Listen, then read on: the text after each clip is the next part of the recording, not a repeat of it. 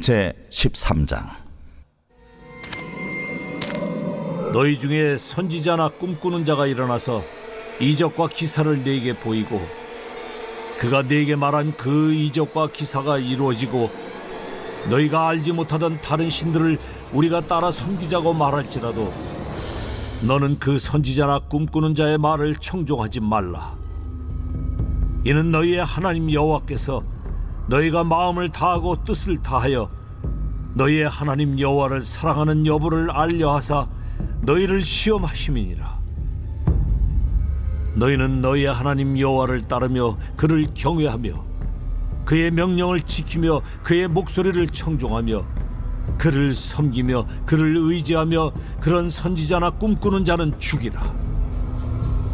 이는 그가 너희에게 너희를 애굽 땅에서 인도하여 내시며 종되었던 집에서 속량하신 너희의 하나님 여호와를 배반하게 하려 하며 너희의 하나님 여호와께서 네게 행하라 명령하신 도에서 너를 꿰어내려고 말하였습니다.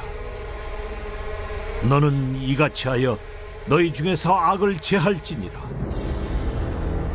내 어머니의 아들 곧 내 형제나 내 자녀나 내 품의 아내나 너와 생명을 함께하는 친구가 가만히 너를 깨어 이르기를 너와 네 조상들이 알지 못하던 다른 신들 곧 네 사방을 둘러싸고 있는 민족 혹 네게서 가깝든지 네게서 멀든지 땅 이 끝에서 저 끝까지에 있는 민족의 신들을 우리가 가서 섬기자 할지라도 너는 그를 따르지 말며 듣지 말며 긍휼히 여기지 말며 애석히 여기지 말며 덮어 숨기지 말고 너는 용서 없이 그를 죽이되 죽일 때에 내가 먼저 그에게 손을 대고 후에 뭇 백성이 손을 대라. 그는 애굽 땅 종되었던 집에서 너를 인도하여 내신 네 하나님 여호와에게서 너를 꿰어 떠나게 하려 한 자이니 너는 돌로 쳐 죽이라. 그리하면 온 이스라엘이 듣고 두려워하여 이 같은 악을 다시는 너희 중에서 행하지 못하리라.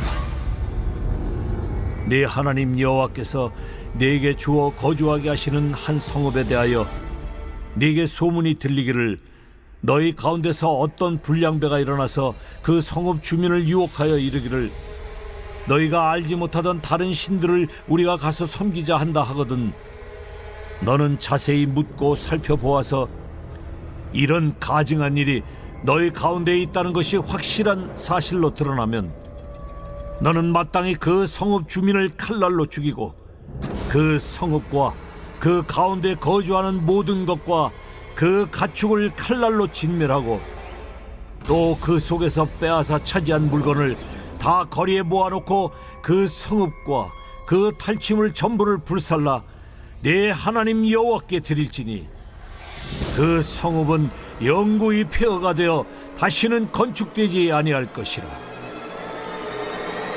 너는 이 진멸할 물건을 조금도 네 손에 대지 말라. 그리하면 여호와께서 그의 진노를 그치시고 너를 긍휼히 여기시고 자비를 더하사 네 조상들에게 맹세하심같이 너를 번성하게 하실 것이라. 네가 만일 네 하나님 여호와의 말씀을 듣고 오늘 내가 네게 명하는 그 모든 명령을 지켜 네 하나님 여호와의 목전에서 정직하게 행하면 이같이 되리라. 빛의 스라 오늘도 말씀 앞에 나오신 우리 성도님들의 삶이 말씀의 은혜와 지혜로 풍성하고 빛나기를 주님의 이름으로 축복합니다. 자, 오늘 우리가 함께 나눌 말씀은 신명기 13장입니다. 그러니까 11장 26절에서 오늘 내가 너희 앞에 복과 저주를 놓았다 이렇게 말씀하고 있죠. 하나님의 명령과 규례를 따라 지키면 너에게 복이 있을 것이고 명령을 지키지 않고 본래 알지 못하던 신을 따르면 너희가 저주를 받으리라. 이렇게 11장 마지막 26절부터 그렇게 마무리가 됐어요. 이어지는 12장부터는 정말 구체적으로 하나님의 하나하나 영역별로 그들이 지켜야 될 이스라엘 백성들이 지켜야 될 그 명령과 규례의 내용들을 지금 하나씩 말씀하고 있습니다. 그래서 바로 직전 12장에 주신 첫 번째 말씀이 무엇이냐면 여호와 하나님을 어떻게 예배할 것인가. 그래서 여호와 하나님의 이름을 두시려고 택하신 그곳으로 찾아가서 너희가 하나님께 예물을 드리고 제사를 드려라. 그래서 소견대로 하지 말라, 이방신을 섬기듯이 하지 말라, 이렇게 하나님께서 말씀하셨습니다. 오늘 13장에서는 다른 신들을 쫓지 말라, 그리고 다른 신을 쫓도록 유혹하는 모든 근원들을 다 제거하라, 이런 내용의 말씀입니다. 1절과 2절 한번 같이 읽겠습니다. 너희 중에 선지자나 꿈꾸는 자가 일어나서 이적과 기사를 내게 보이고 그가 내게 말한 그 이적과 기사가 이루어지고 너희가 알지 못하던 다른 신들을 우리가 따라 섬기자고 말할지라도. 선지자, 꿈꾸는 자, 그들이 보이는 이적과 기사, 뭐 이런 일들은 아무런 문제가 없어요. 하나님께서 선지자를 통하여서, 꿈꾸는 자를 통하여서 이적과 기사로 하나님의 일하심과 또 백성들에게 말씀하시는 하나님의 그 말씀을 전달하게 하셨기 때문입니다. 그래서 요셉도 꿈꾸는 자가 오는도다. 그러니까 뭐 구약성경에서 꿈꾸는 것 자체가 문제가 되거나 뭐 그러지는 않죠. 그러니까 이런 거를 통해서 하나님의 메시지를 전달하시고 경고하시고 하나님의 일하심과 계획하심을 보여주고 계시다. 그러니까 중요한 것은 근데 2절 하반절에 있는 말씀입니다. 그래서 너희가 알지 못하던 다른 신들을 우리가 따라 섬기자고 말하고. 그러니까 꿈꾸는 자, 선지자, 이적과 기사와 이런 것들이 문제가 아니라 그것을 행하는 자들이 결과적으로 무엇을 바라보게 하는가. 그러니까 그들의 그 메시지를 통해서 무엇을 바라보게 하는가. 그게 이 중요한 핵심입니다. 그들이 다른 신들을 우리가 섬기자라고 말한다. 그러니까 다른 신을 바라보게 한다는 거죠. 그러니까 아무리 신기하고 놀랍고 신비한 또 기적과 또 이적을 일으켜도 그 끝에 무엇을 보게 하는가가 그것의 진실성을 우리로 하여금 알게 하는 겁니다. 하나님을 향하게 하는가? 아니면 그 이적과 기사를 일으킨 자기 자신을 향하게 하고 자기 자신만을 바라보게 하고 그에게 복종하도록 요구하는가? 이런 것들이 우리가 그 일으킨 사건, 말, 예언 이런 것이 참된가를 우리가 알 수 있는 근거가 되는 거죠. 예수님께서도 많은 치유 사역이 있었고 귀신을 내쫓고 풍랑을 잔잔하게 하고 많은 이적과 기사가 있었지만 그러나 백성들이 그를 임금 삼으려고 하자 하나님 예수님께서 그걸 다 피해서 홀로 기도하러 가셨다. 이렇게 기록하고 있습니다. 그러니까 우리가 여기서 또 기억할 것이 있어요. 예언이라고 하는 것은 제가 민수기 할 때도 말씀을 드렸는데 맡았다는 뜻입니다. 그러니까 하나님께서 맡기신 그 말씀을 전하는 것이 예언이죠. 그런데 사람이 기대하는 예언은 무엇입니까? 이 문제를 해결할 방법과 때와 시기를 가르쳐 주기를 원하면서 그것을 기대하는 게 사람들이 바라는 예언이죠. 언제 어느 때 될 것이다, 안 될 것이다. 오른쪽으로 가라, 왼쪽으로 가라. 그러니까 사람들은 왜 이 이적과 기사를 일으키는 그 근원이 어디에 있는지는 생각하지 않고 사람들은 왜 이 이적과 기사에 그렇게 마음을 빼앗기고 그런 자들의 거짓 메시지에 현혹되고 있는가 생각해 봐야 하지 않겠습니까? 그러니까 첫 번째는 내가 하나님을 찾아가고 만나러 가고 뵈러 가는 그 일의 수고를 하고 싶지 않은 거예요. 그냥 당장 내가 하나님 앞에 찾아가서 순종하는 삶을 살기보다 당장 내 눈앞에 있는 문제가 빨리 해결되기를 원하는 마음이 강할 때 그때 거짓 선지자들의 그 말에 현혹될 가능성이 많다. 두 번째는 뭡니까? 나도 저런 이적을 저런 기사를 베풀어서 사람들이 나에게 집중해 주었으면 그리고 환호 가운데 있었으면 그러니까 사탄도 예수님께 뛰어내리라 이렇게 말하잖아요. 그러니까 사람들 마음속에 나도 저처럼 그것을 통하여서 환호받고 또 집중되고 인정받고 그러고 싶다라고 할 때 그 상황에 마음이 현상에 마음을 빼앗길 가능성이 많다. 하나님보다 더 내 안에 갈망하는 것들이 있을 때, 그때 우리가 이단에게, 또 사탄의 유혹에게, 거짓 선지자에게, 또 눈에 보이는 현상에 현혹되어서 그것이 어떤 능력을 통한 것인지도 모른 채 따르고 쫓고 마음을 빼앗길 수 있는 가능성이 많다는 겁니다. 3절에 보니까 너는 그 선지자나 꿈꾸는 자의 말을 청종하지 말라. 이는 너희 하나님 여호와께서 너희가 마음을 다하고 뜻을 다하여 너희의 하나님 여호와를 사랑하는 여부를 알려 하사 너희를 시험하심이니라. 청종하지 말라, 관심도 두지 말라, 귀를 단단히 막아라, 이런 뜻이죠. 그러니까 하와도 하와 앞에 찾아온 뱀의 말을 들었죠. 거기에 관심을 가졌고 그러한 관심을 갖고 보니 먹음직 보암직 지혜롭게 할 만큼 탐스럽더라. 그러니까 우리가 청종할, 들어야 될, 유념해야 될 메시지는 하나님으로부터 오는 메시지인데 내 마음을, 또 나의 어떤 갈망을 건드리는 메시지에 우리가 마음을 빼앗기는 순간 바로 거짓된 것에 현혹되고 우리가 계획하지는 않았으나 그 현혹됨을 통하여서 다른 신을 따라 섬기게 된다라고 오늘 우리에게 말씀하고 있습니다. 너희를 시험함이라.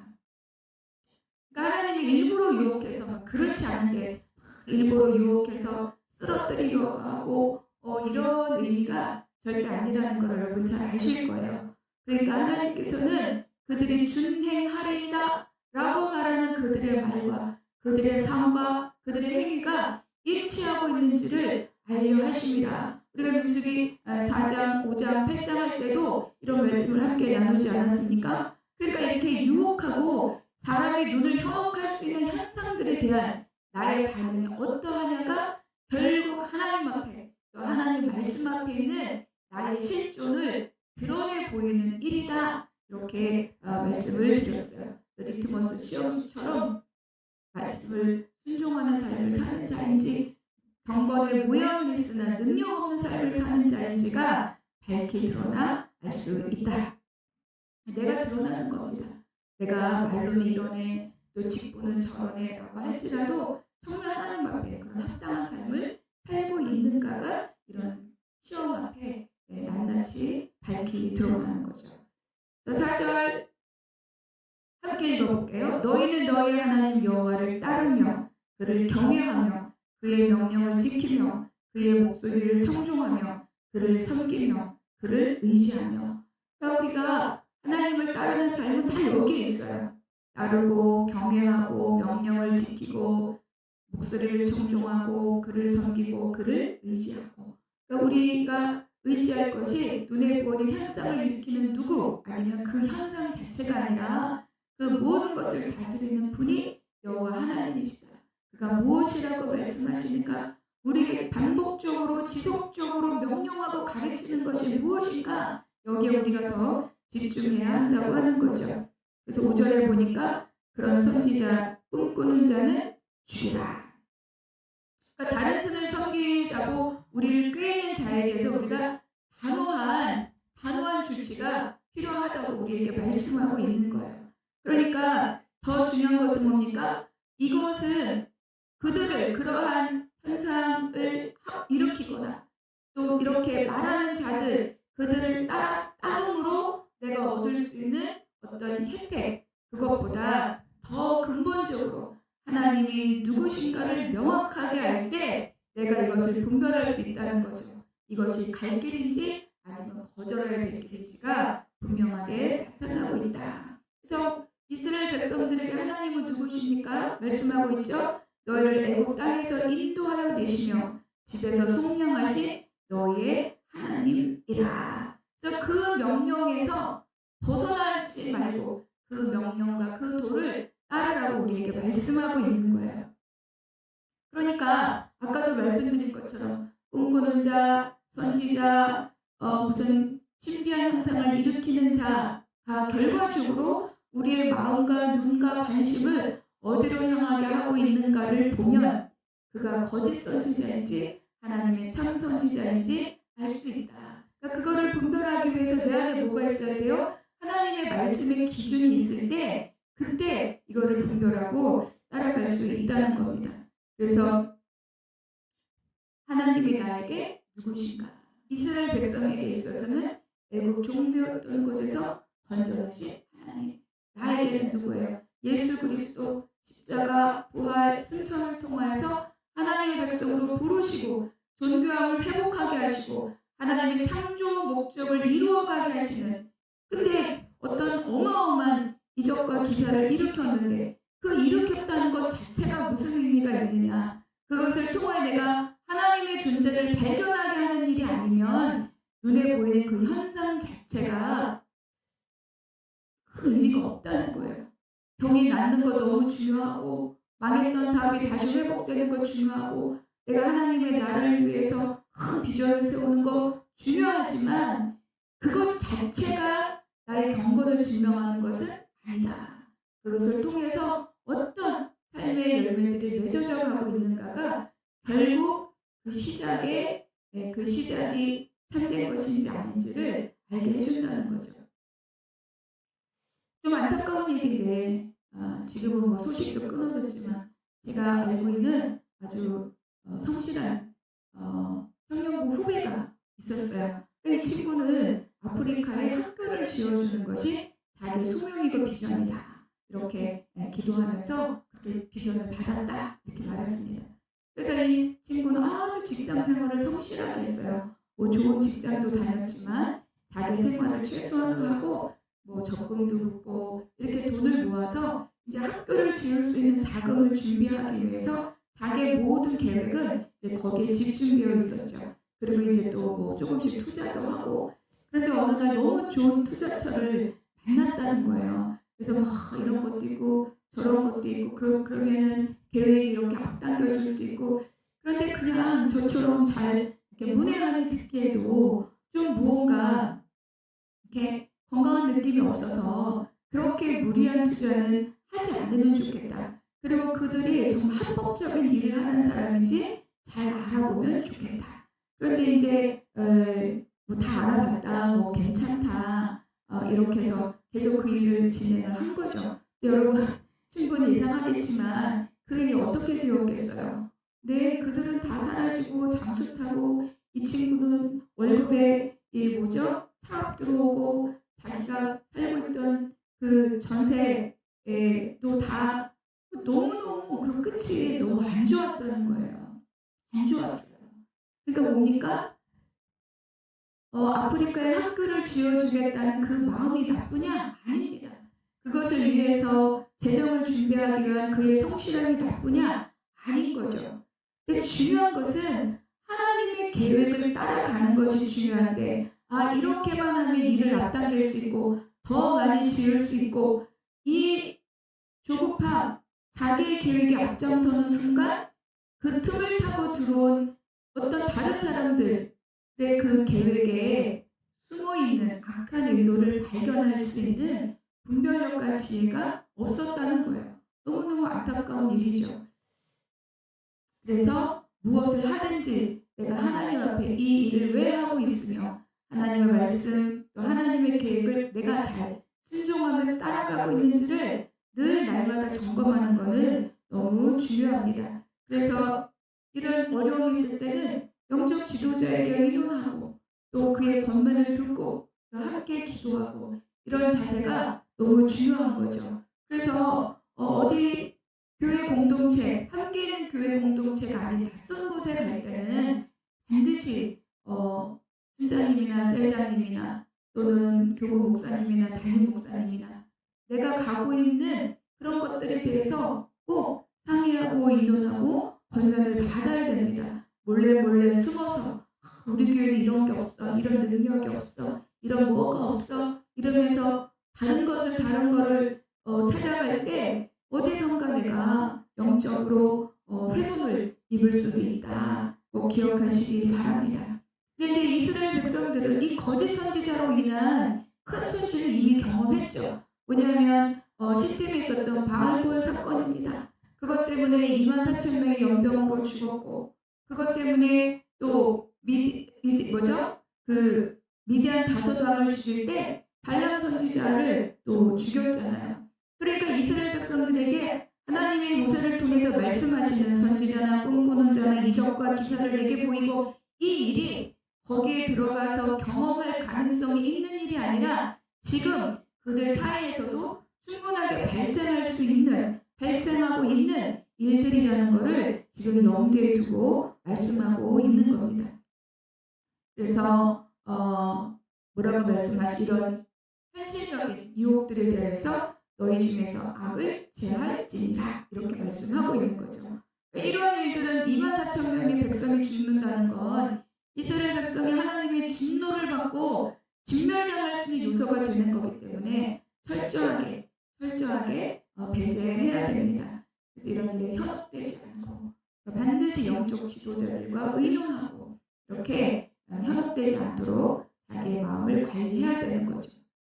두 번째 말씀하는 거는 이제 가정과 가족이라고 하는 굉장히 개인적이고 그리고 약간은 다른 사람에게 잘 드러나지 않는 그런 자리에서의 이런 어떤 유혹에 일어나는 일들입니다. 8절을 보니까 너는 그를 따르지 말며 듣지 말며 긍휼히 여기지 말며 애석히 여기지 말며 덮어 숨기지 말고. 그러니까 가정 안에서도 다른 일을 따르도록 유혹하는 자들이 충분히 있을 수 있다. 근데 그 일들은 은밀하게 이루어지고 가족이라고 하는 혈연관계를 중심으로 발생하기 때문에 더 빠르게 가정 안에 있는 가족들에게 깊이 숨어 들어갈 수 있는 거죠.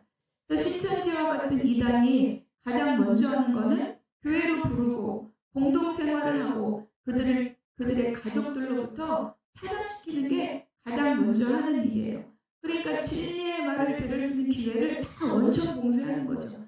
그리고 자기들이 주장하는 그 이단 논리만 듣고 또 들어서 거기에 완전히 쇠뇌 궤도로 이들을 가스라이팅하는 게 이런 이단들의 가장 큰 특징입니다. 그래서 가정 안에 말씀의 원칙이 있는 것이 너무 중요하다.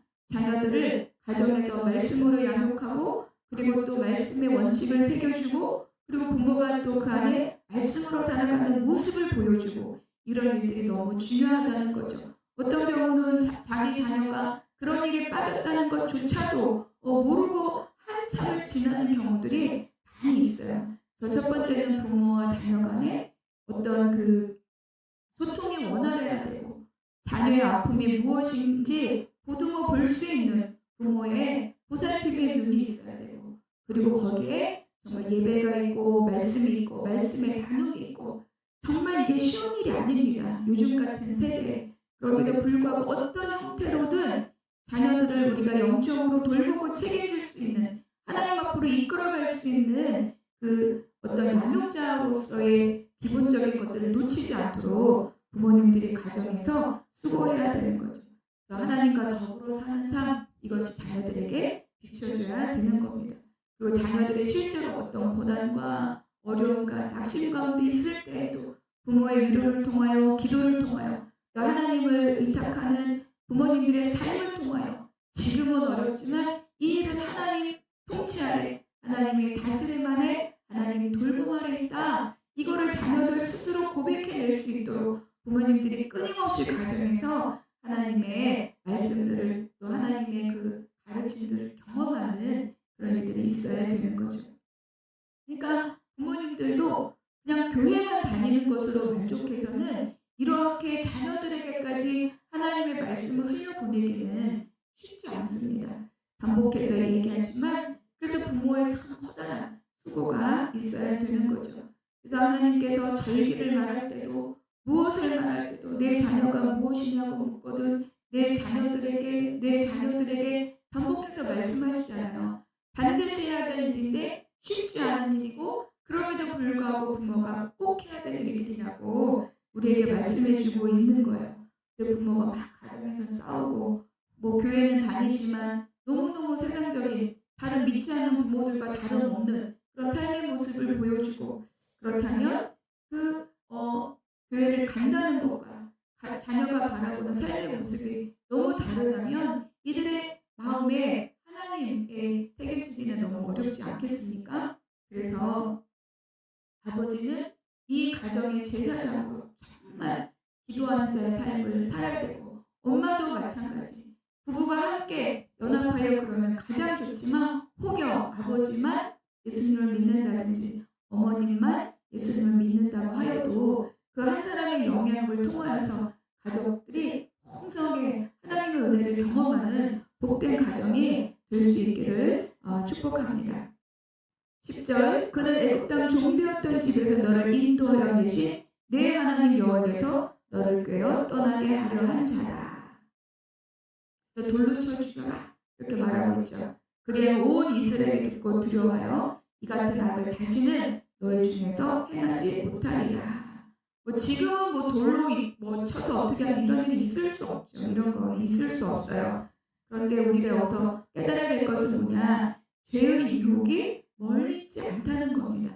우리 가족 안에서도 있을 수 있고 친족 안에서 있을 수도 있고 나에게 친밀한 관계 안에서 있을 수도 있다.